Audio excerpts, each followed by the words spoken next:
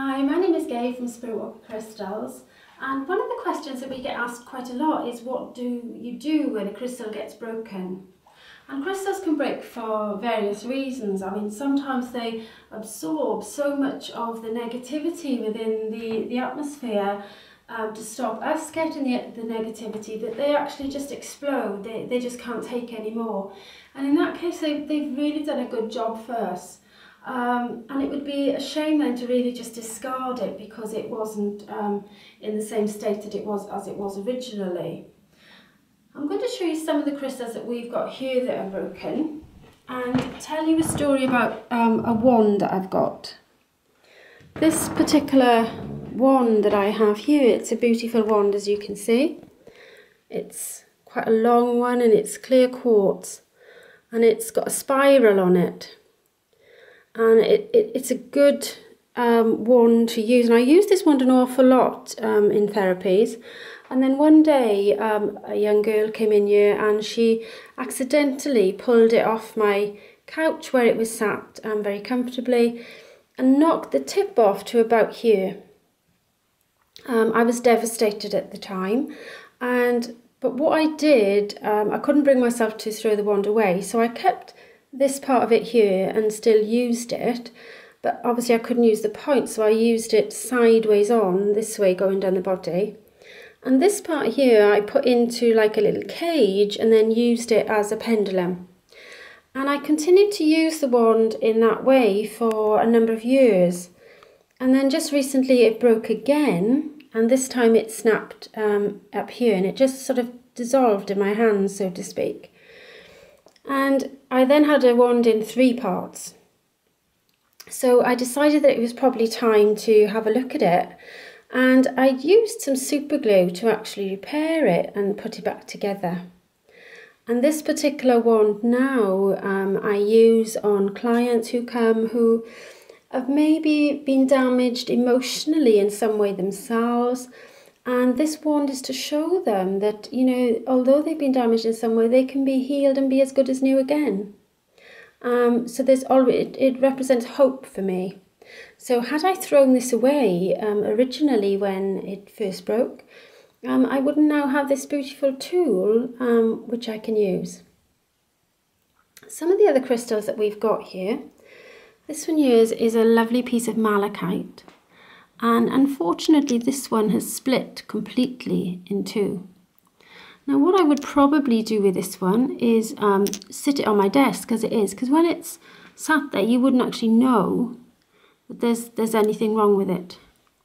You could put some super glue inside and glue it back together, or if you didn't like the thought of putting glue on your crystals, you could just tie it up there. These particular crystals here, they've got chips in them, so we can't really sell them. But what I would do with these is put them in my garden or put them in plant pots. Plants actually love crystals, and so they'd continue to do a job. They may not be aesthetically pleasing, but they've still got a lot of work in them and a lot to do. And over here we've got some little deformed crystals. This poor little one here, this is a headless angel. It's a lovely blue goldstone or starstone angel, and this particular crystal sits on Michelle's desk, helping keep her safe. We decided we probably wouldn't want to try and put this in a casualty bay and decided to keep it ourselves. This little one here has got a little chipped foot, you can see there. So we couldn't sell that as new, but somebody would love this crystal somewhere. And so what we will probably do with this one is put it in our casualty bay and take some money off it. And this poor little crystal here is a lovely cherry quartz crystal. This one has got its wing missing, but nonetheless she can't fly off. So she sits on my desk and she looks after me. So we've still given them a job to do. So what I'm saying, I guess, with your crystals is you can either repair them or you can give them an alternative job to do, like we would do with these, and put them in plant pots. We may just put them back together as new, or we may just keep them as they are.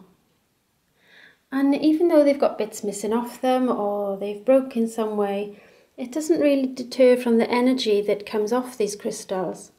And if I just go and get my pendulum, 1 second over here, just bear with me, you can probably see that the energy will still be quite good within these crystals. So if I put it over the little broken wing one first, you can see that there's a good energy there with that particular crystal.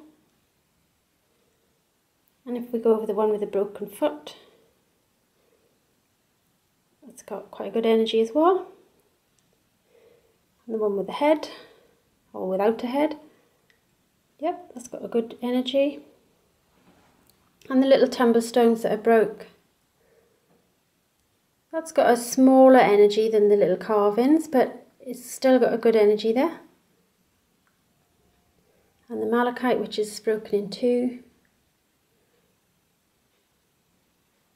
it's got quite a high energy there.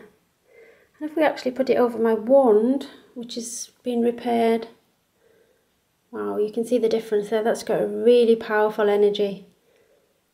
And I would have missed out on all of that had I discarded this wand when it broke in the first place. So I hope you've enjoyed this little experiment on the tale about my wand. If you want to know more about crystals, please visit us at spiritwalkercrystals.com.